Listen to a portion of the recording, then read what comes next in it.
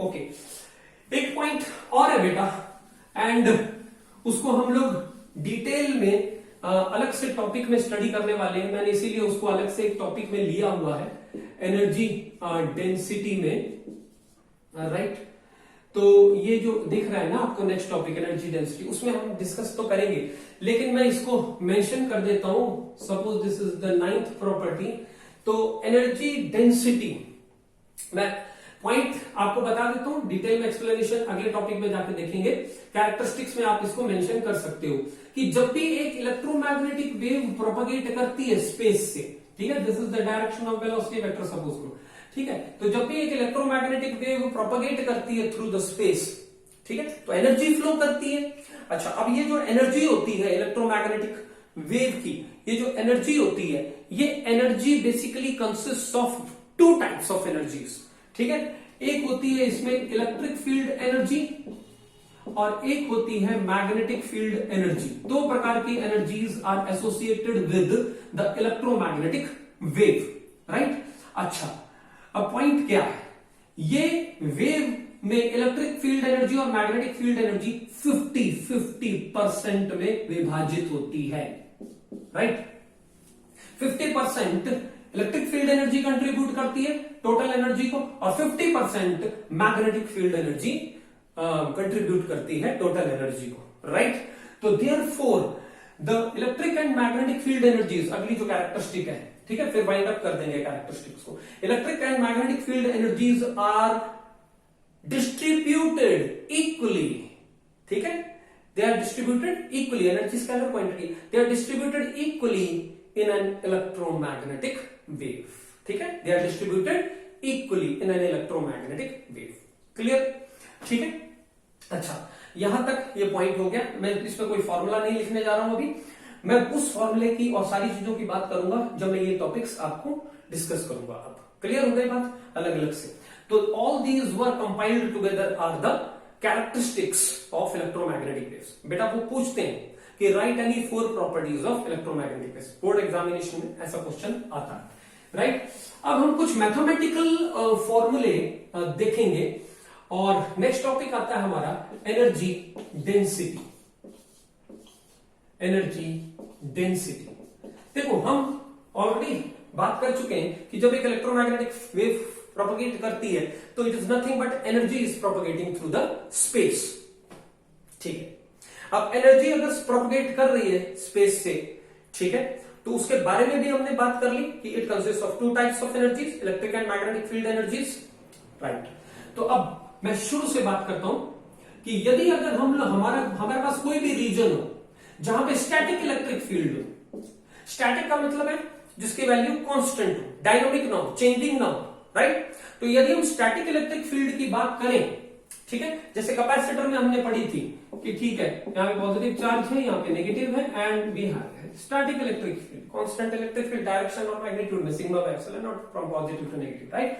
तो अगर कोई रीजन है जिसमें स्टैटिक इलेक्ट्रिक फील्ड हो, ठीक है, देन यहां पे हमने इलेक्ट्रिक फील्ड एनर्जी डेंसिटी का बेटा फॉर्मूला डिराइव किया था, हाफ एप्सिलॉन नॉट e की power 2, where e is the electric field between the plates of the capacitor.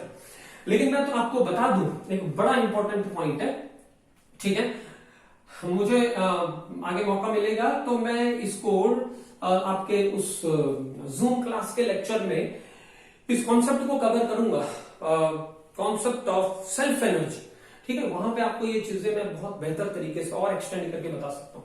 अभी एक बात सुनना जरा ध्यान से कि ये फॉर्मूला जो आपने पढ़ा था, ये इलेक्ट्रिक फील्ड एनर्जी डेंसिटी है, energy per unit volume, joule per metre cube, ठीक है ना, पर यूनिट वॉल्यूम में एनर्जी कितनी मौजूद है, जूल पर मीटर क्यूब, ठीक है। बट एक बात का ध्यान रखना, ये जो फॉर्मूला डिराइव किया था ये एक जनरल फॉर्मूला है, ये ओनली कैपेसिटर की प्लेट्स तक ही सीमित नहीं है।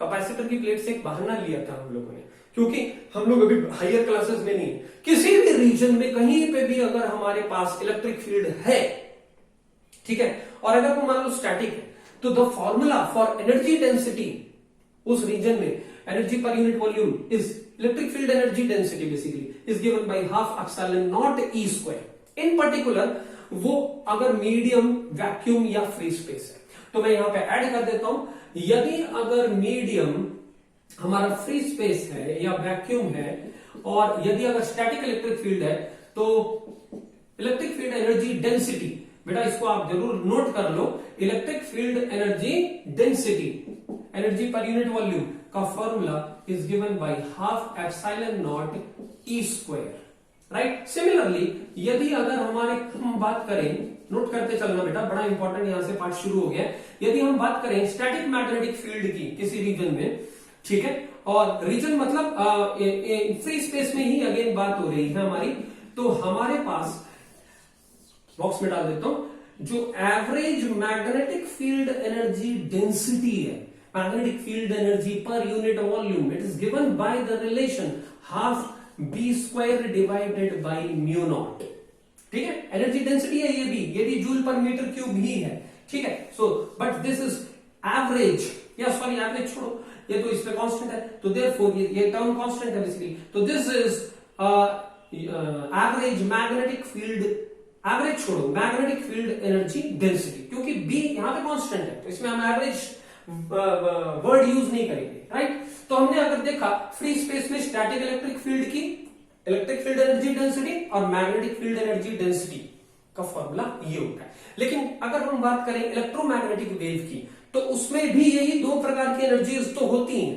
लेकिन इलेक्ट्रिक फील्ड एनर्जी और magnetic field energy continuously change हो रही हैं, दोनों factor time and space dependent है, एक्सेंटी, राइट। जो आप देखते थे ना इक्वेशन वेव्स में, सेम यहां पे भी ऐसी ही इक्वेशन है हमारे पास, E equal to sinusoidal equation of omega t plus minus k x plus minus phi, omega angular frequency k propagation constant, phi is the phase, right. इस प्रकार से, और सेम तरीके से मैग्नेटिक फील्ड वेक्टर कैसे वेरी कर रहा है, it is also varying sinusoidally, ठीक है, omega t plus minus k x plus minus phi, right. तो ये जनरल इक्वेशंस हैं इलेक्ट्रिक और मैग्नेटिक फील्ड वेक्टर्स की, जो कंस्टिट्यूट कर रहे हैं एक इलेक्ट्रोमैग्नेटिक वेव को। तो यहां से देखने को मिल रहा है ये टाइम एंड स्पेस डिपेंडेंट है इक्वेशंस, तो देयरफॉर अब E की वैल्यू और B की value at every time and X change हो रही है, ठीक है। तो देयरफॉर अब हम ये फॉर्मूला तो इस्तेमाल कर नहीं सकते, तो अब इस चेंजिंग इलेक्ट्रिक फील्ड और चेंजिंग मैग्नेटिक फील्ड के लिए क्या फॉर्मूला यूज करें। कोई भी चीज जब चेंज हो रही हो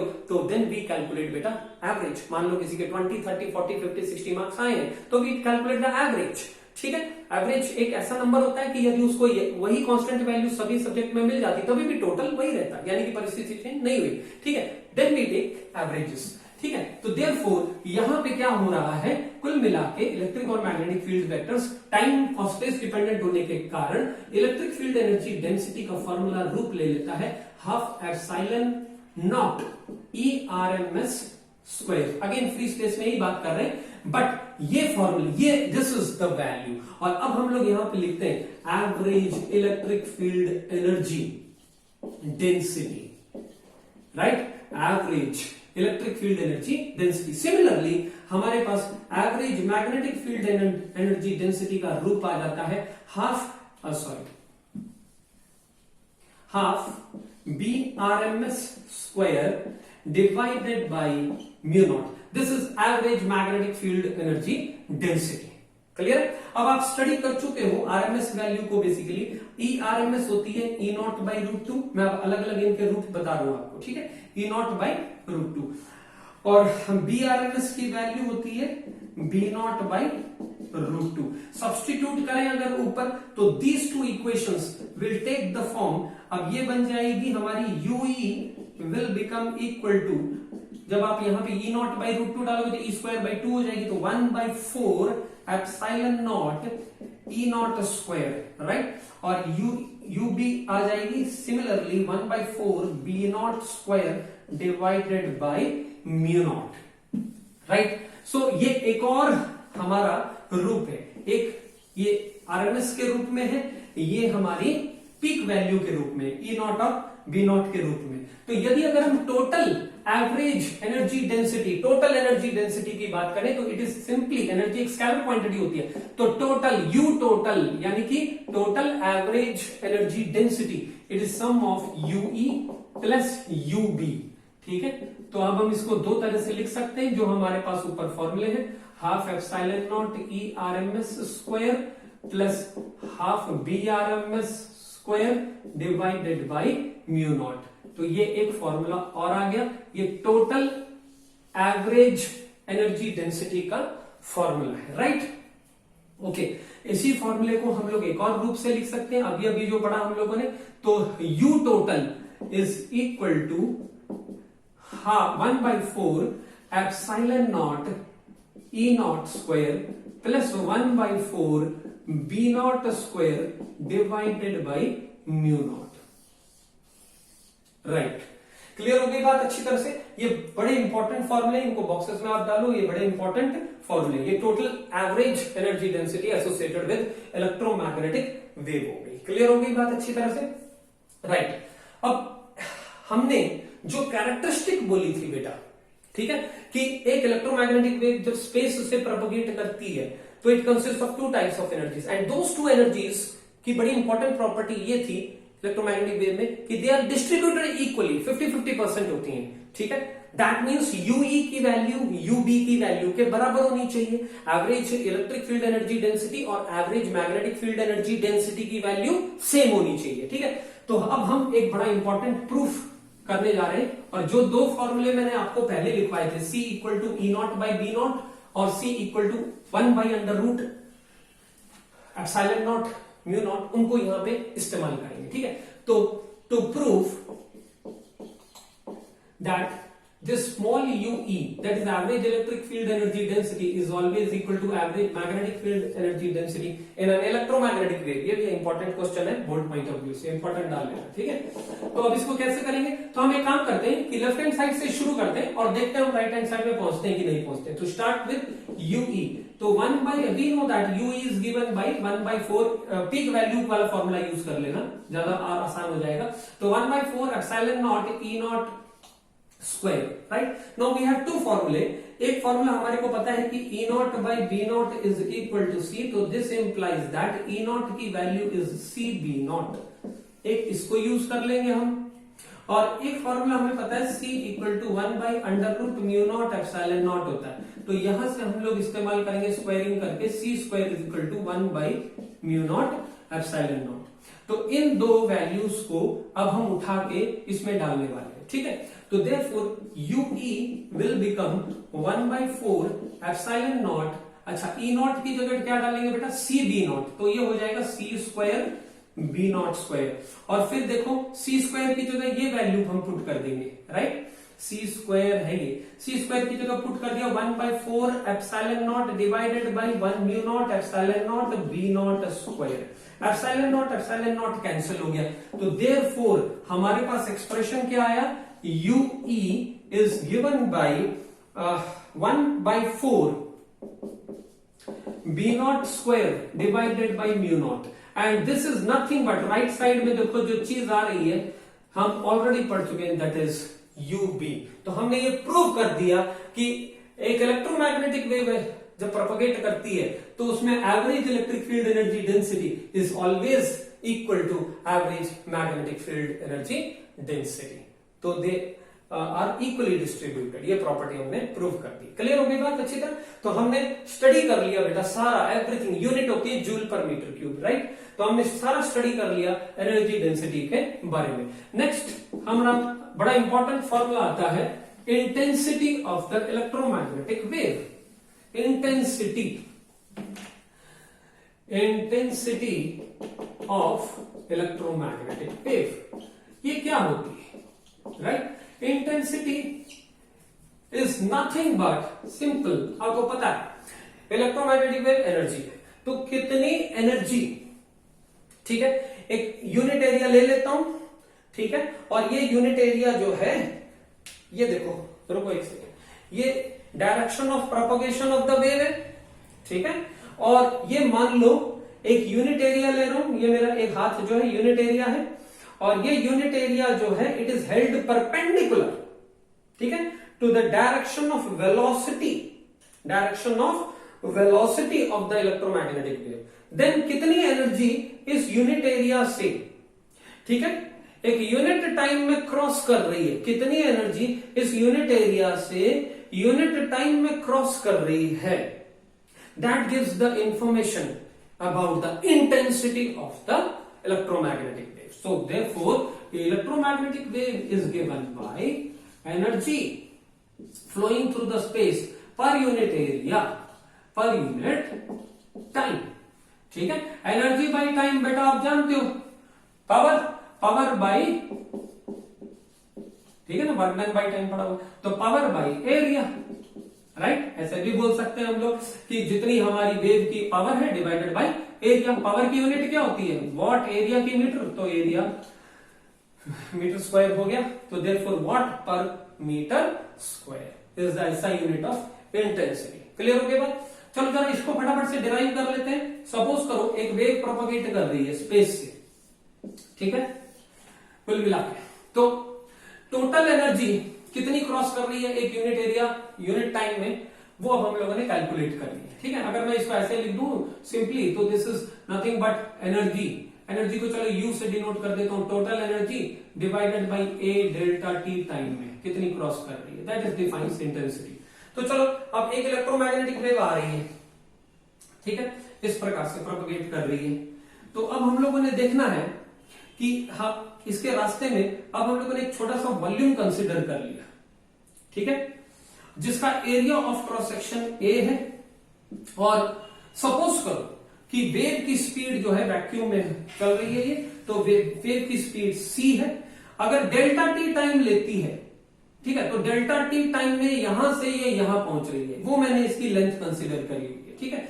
तो डेल्टा टी टाइम में सपोज करो वो यहां से यहां इतना डिस्टेंस चल लेती है, तो देयरफॉर इसको मैंने लेंथ का कंसिडर कर लिया इस सिलेंडर की, C delta T is the length of the cylinder. Energy flow कर रही है, right, A is the area of cross section, C delta T is the length of this cylinder. ठीक है, हमारा उद्देश्य क्या बेटा कि कितनी energy per unit area per unit time flow कर रही है, क्रॉस कर रही है, उस थ्रू द रीजन फ्लो कर रही है, वही पता लगानी है। तो देयरफॉर अब हम इस वॉल्यूम के अंदर टोटल एनर्जी कैलकुलेट करते हैं, इस वॉल्यूम पूरे में कितनी एनर्जी कंटेन्ड है। ठीक है, तो कैसे करेंगे, सिंपल सी बात है, एक छोटे से पर यूनिट वॉल्यूम में एनर्जी की वैल्यू कितनी है, यदि अगर हमें ये पता हो, यानी कि energy density, energy per unit volume पता है, तो उसको total volume of the cylinder से मल्टीप्लाई कर देंगे, तो we will get the value of U, total energy, right. तो देयरफॉर अब इसका एनर्जी डेंसिटी क्या क्या फॉर्मूला होता है, हमने पढ़ा हुआ, छोटा यू से डिनोट करते हैं, स्मॉल यू से, तो छोटा U multiplied by volume of the cylinder, this is going to give, मैं यहां पे लिख देता हूं बेटा, कैपिटल यू इज निकालना है हम लोग ने, capital U divided by A delta T, which is nothing but equal to, capital U कितना होगा, small U, small capital U total energy होती है बेटा, वही निकालने जा रहे हैं, तो it is energy density multiplied by volume. ठीक है, energy per unit volume into volume total will give the total energy contained in this cylinder divided by A delta T.